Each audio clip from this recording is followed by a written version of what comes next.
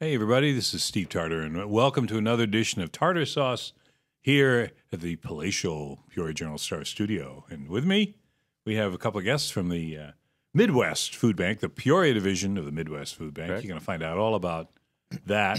Larry Herman, the director, and Amy Herring, the board member, or one of the board members, and also writes the grants. Mm-hmm. So that's very important in this day and age. You guys are on the front page of the Journal-Star. We always plug our own paper on this thing. Not too long ago. What was that about, Larry? I think I know, but I want you to say.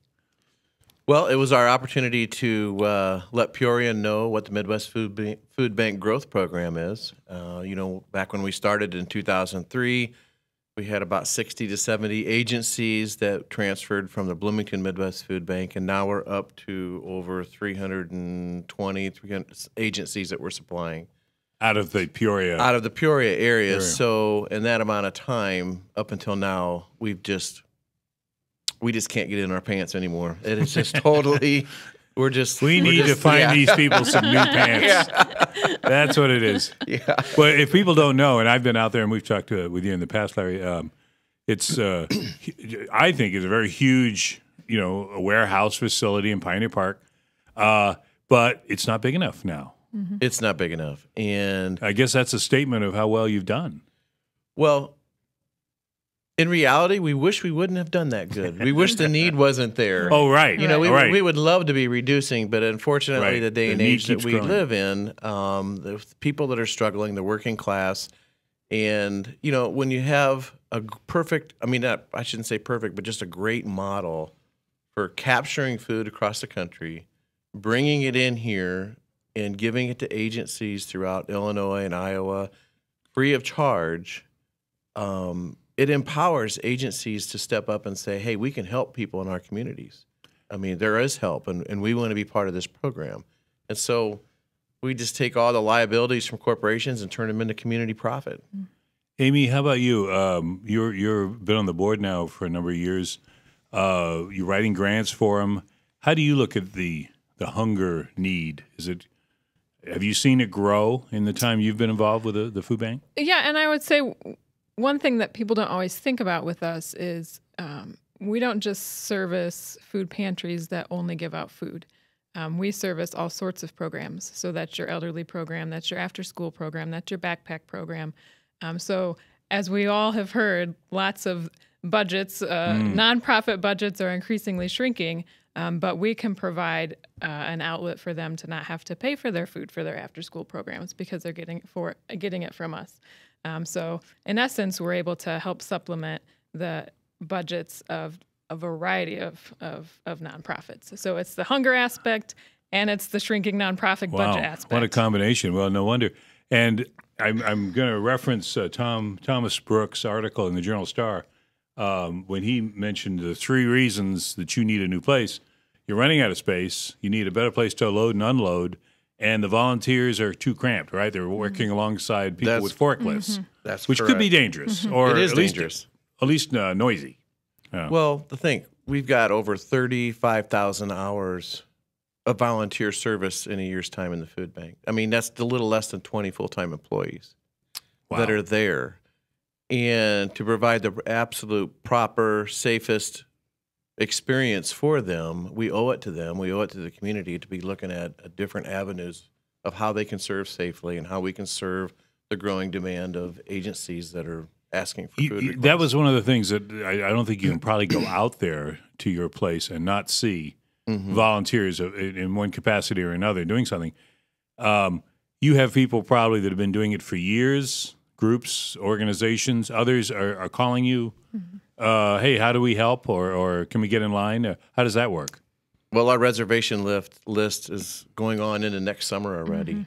Really? And these are for groups that want to come in and have the volunteer experience. So if I called you up and said, I've got the beanbag company that I work for wants to come out there, it would be next summer before I get out there? No, we haven't scheduled out that far for people setting aside dates. We could get you in probably within the next few weeks. Oh, I see. To come in. But it's the hottest ticket in town. It is the hottest ticket in It town. does fill up. I can't tell you how many Caterpillar groups we get, and We get the City of Peoria services there department. We get the police department. We get the fire departments. We get school groups from.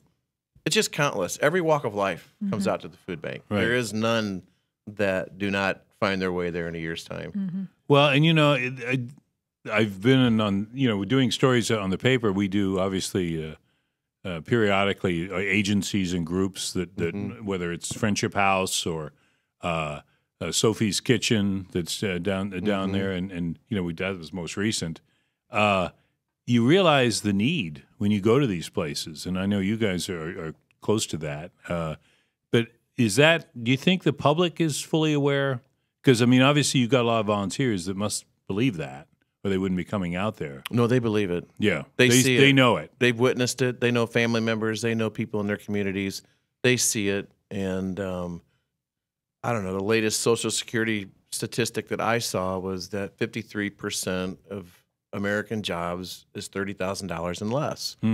So what does that say? Right, more than half. Yeah, and so where does that put this huge shrinking middle class that's the working poor that just are right on that edge that need a little support?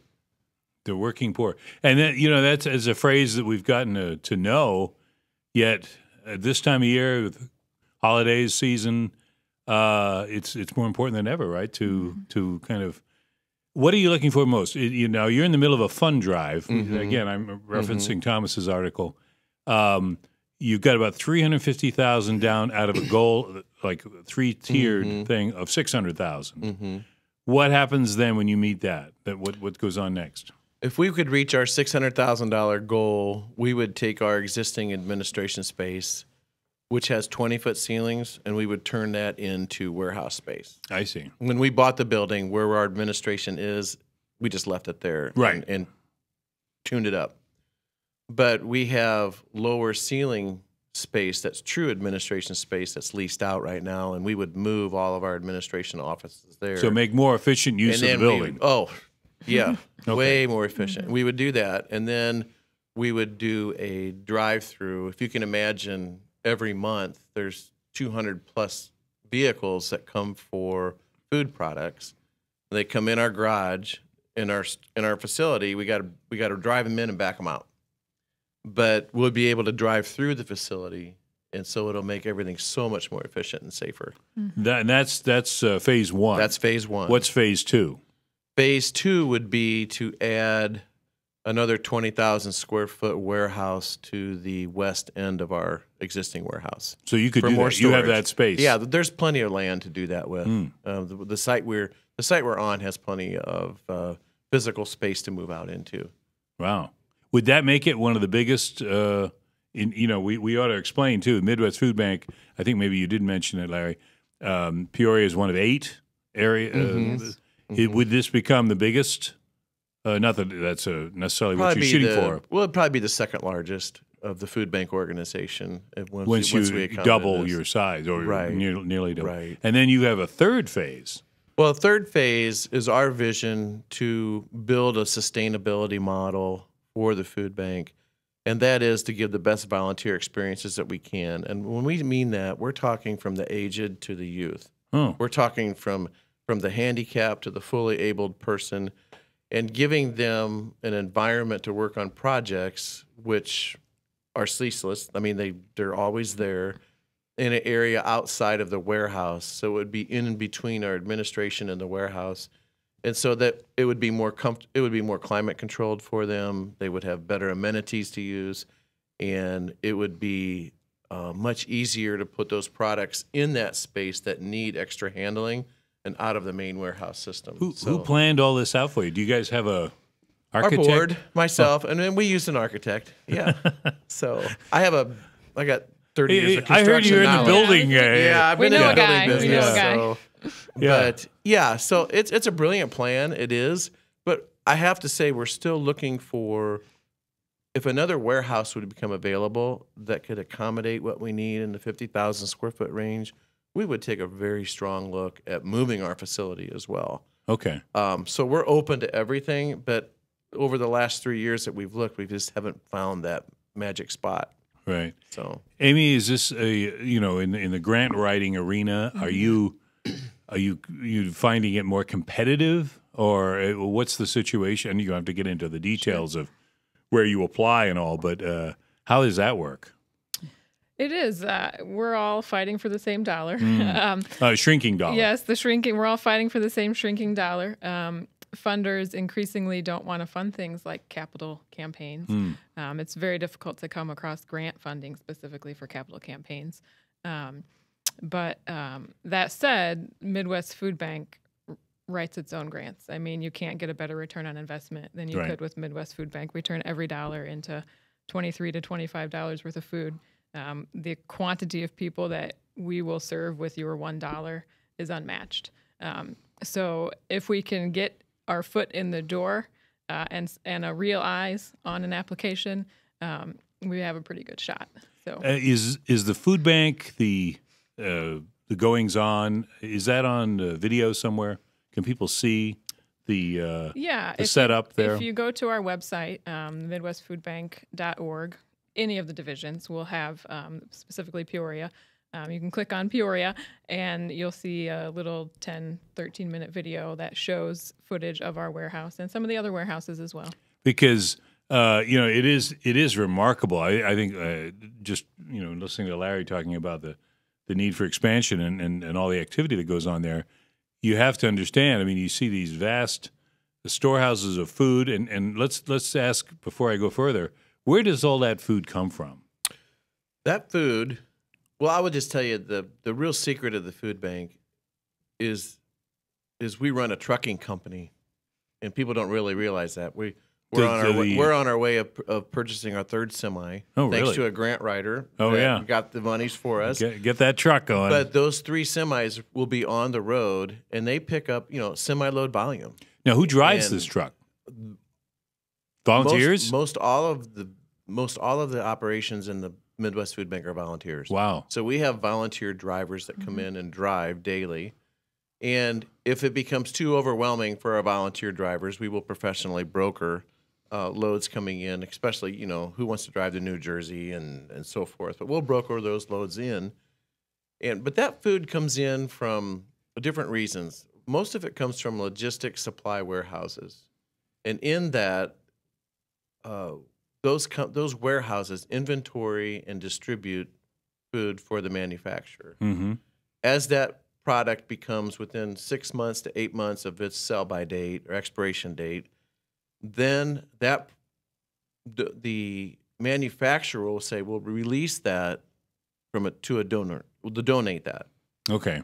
And so that's a regular routine. That's a regular routine. Business and then thing. What happens is the warehouse, they're getting paid. They're charging the company to warehouse it and distribute it. So in a minute, that's no longer a viable product. It's a liability. Mm.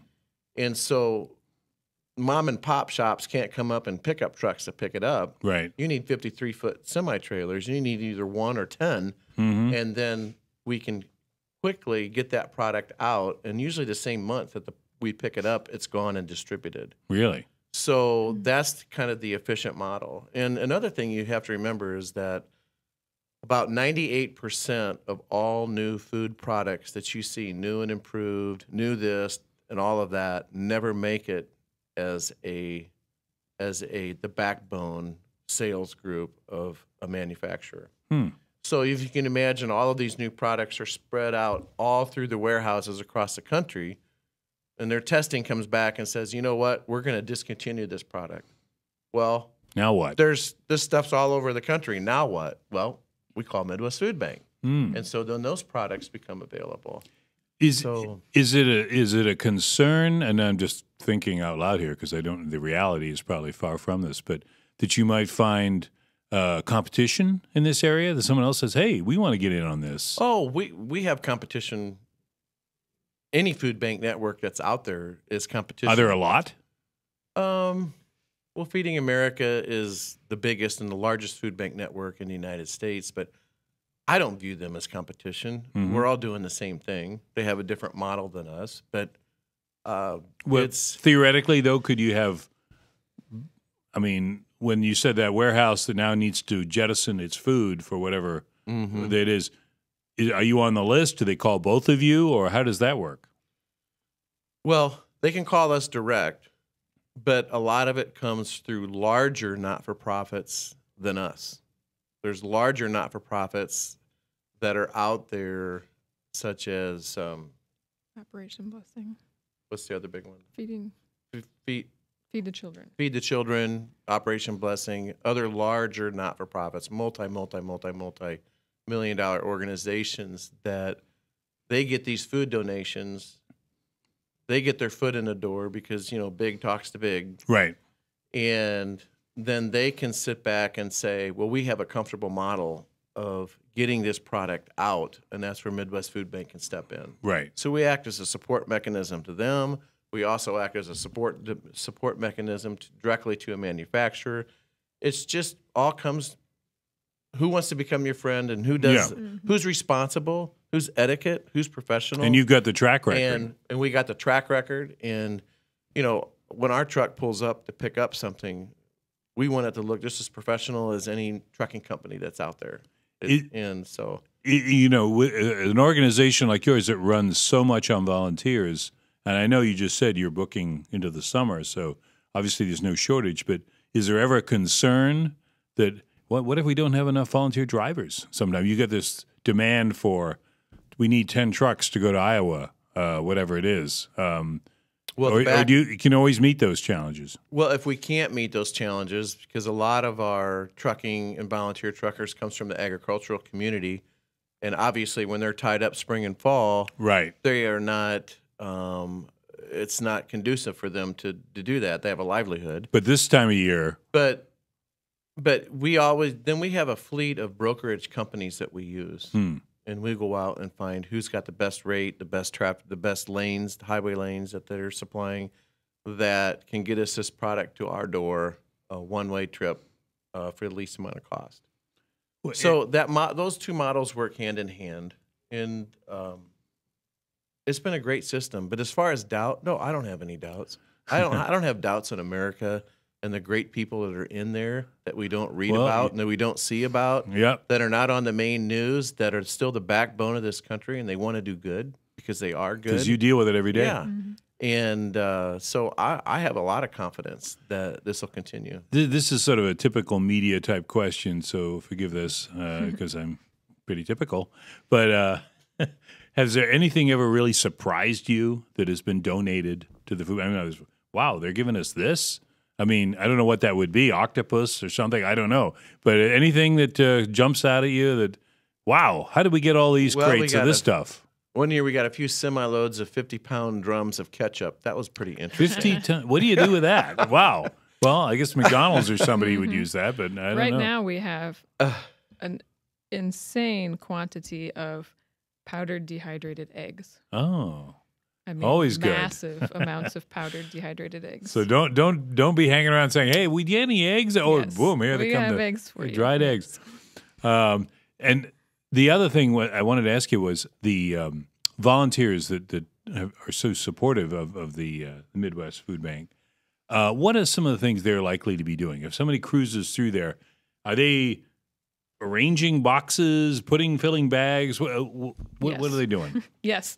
Yes, all of the above. They answer our phones. They grab the mail for us. They stock our shelves. They sort our shelves. They drive our trucks. I mean, there's nothing they don't do. We have 5 people who work there, and we put out $20 million of food last year. Wow. So you can imagine that means the volunteers do everything. They drive our forklifts. Could you perhaps provide this information to the city of Peoria? Because having 5 people drive that organization might be we won't get into politics. Yeah, we're not going to comment on that. No. I won't drag you into that. Yeah. You're trying to raise money for a very worthy cause. We talked about, and Larry mentioned it, the growing need, and we hear that all the time. It doesn't seem to be any cessation of, it looks like we've gotten, hunger handled here. No, it's always growing.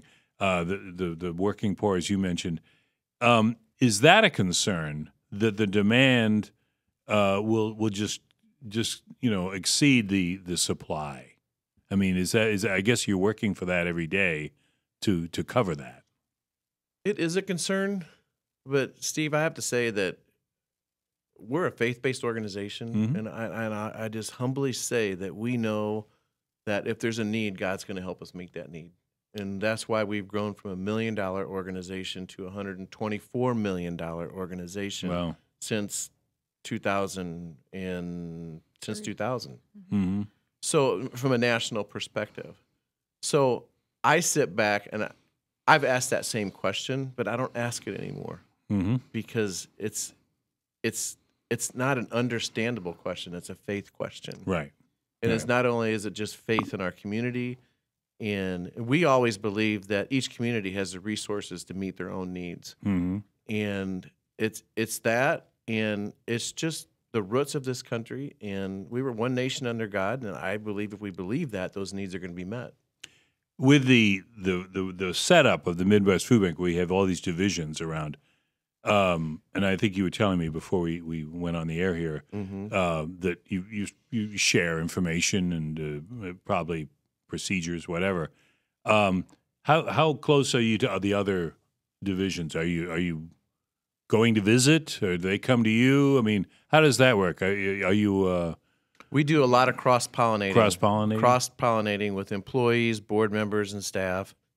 We have monthly all-employee phone conferences, where everybody is invited to come and sit in. Well, it's required that they sit in on these meetings and discuss some of the challenges that they're having, because those challenges are different day to day, month to month, from all the different food bank locations in the country. And it's kind of neat to see how, as a group, they all work through those challenges. So we all have each division has a local advisory board member. Those advisory board members will be talking to other advisory board members. We have our executive director meetings. We just got back. We had a 2-day conference, and everybody flew in from across the country for a 2-day executive meeting. And it's also a family atmosphere that I can call any one of them food banks. I know all the directors, and we can immediately get into a conversation. So we're all working together. That's great. It's beautiful. That's great. Well, I think we need to give this opportunity to people that are maybe watching this or hearing this. If they want to help, how do they do that? Do you want people? You don't want people to bring you a box of macaroni, right? Well, we won't say that, because it all goes to use, whether it's your Cub Scout food drive or your semi of product. Absolutely, that's a need. But since you asked the question, we work on such a huge volume of scale that sometimes the hardest thing to come by is the dollars to make that huge volume go.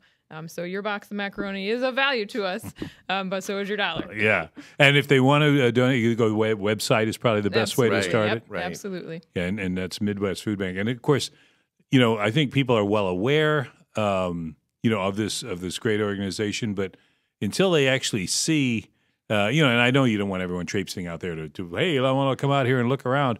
You probably have enough volunteers that will take it in anyway and can tell their friends, but it's an amazing organization. We get walk-ins all the time. Do you? Just I've heard about you guys. I want to see what's going on. We have staff there, volunteer staff, and staff that give tours all day long. Really? People that come in. So that's great. Yeah. That's great. Well, and you mentioned Cub Scouts. I was thinking that would be a good.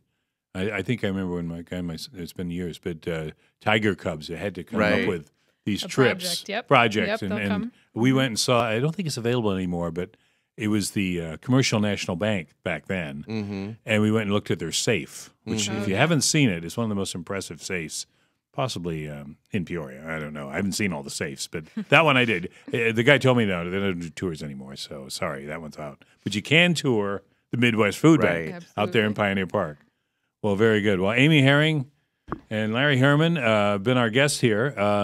Any final words that come to your mind here at the holiday season? Well, I would just say that we just can't underestimate the impact of volunteer lives. You mentioned Cub Scouts, and I remember about 6 years ago, we had a Cub Scout group come in and package disaster boxes that we send as disasters across the country. And they were packing them to be shipped that day, and the next day, a little Cub Scout, he called me on the phone, and he says, I want to know if my box got shipped. But you know what? he'll remember that as long as he lives. That he was part of the answer of alleviation. So turns out he had left a baseball card in that box. Yeah, and wanted it back. well, that's all right. Yeah. Just curious. Yeah. Well, very good, Amy. Thank you so much. Thank you for having us. And Larry Herman, that's the Midwest Food Bank, and put it on your list for the holiday season because they are doing an amazing job. Well, this is Steve Tarter. I want to thank Matt Dayhoff, who puts this thing on technically, and which is good because I could never do that. And we'll see you next time on Tarter Sauce.